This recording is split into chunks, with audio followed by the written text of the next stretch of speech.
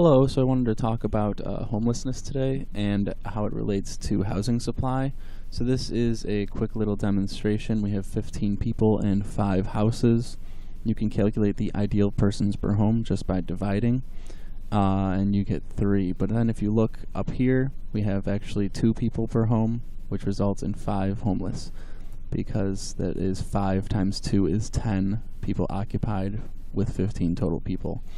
So right away you can see the relationship between population, housing supply, and the residents per home. So if you desire 1 person per home, which is the trend lately, we seem to be going smaller and smaller and smaller, then these people get pushed out of their homes right here, and they end up being added to the homeless pool because there's nowhere else to live, obviously, or they get pushed into other homes.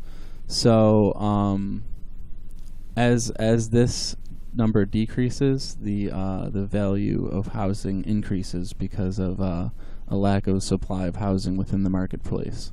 So if we go here to Excel, we have pretty much the exact same math here, but it is in Excel, so it does it all for us, which is great. So same thing. 5 people, 15 people, 5 homes. The ideal is 3 people per home, and this is the actual. Now, if you lower this, you can see that we have a homeless problem now, and we have not enough homes. If this is negative, there's not enough homes. If there's positive, there's empty homes or an excess of supply. So as this, let's say, as this decreases, the homeless population also increases as you would expect. So there's 2 ways to fix the homeless problem. You can build more housing. Oh, now we have no homeless. Or you can increase the number of people per home. So now there's 5 empty houses within our fictional society here.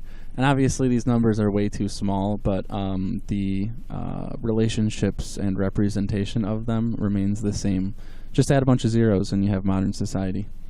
So if you move over, we have income. Now, let's say the income is $50,000, right? It results in a mortgage payment of $1,200 and a max house price of $450,000.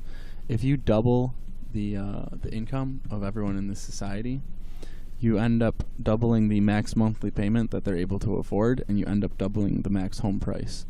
But since you haven't actually built any homes, there's no change in the homeless population. And if you're not increasing the number of persons per home, there will not be a change in the homeless population. Therefore, mathematically, there is no relationship between income and homelessness. 0.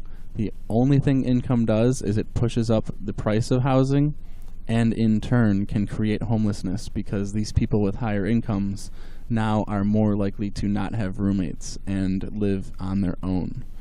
So increasing income in a society mathematically is proven to increase homelessness. The only thing that decreases homelessness is by either increasing the amount of homes or increasing the persons per home.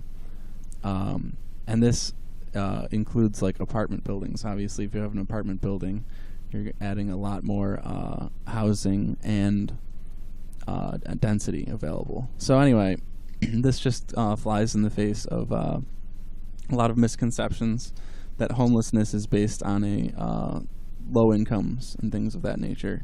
It's actually based on a lack of housing, and more importantly, the tendency for this figure, to go downwards over time as the family unit is destroyed.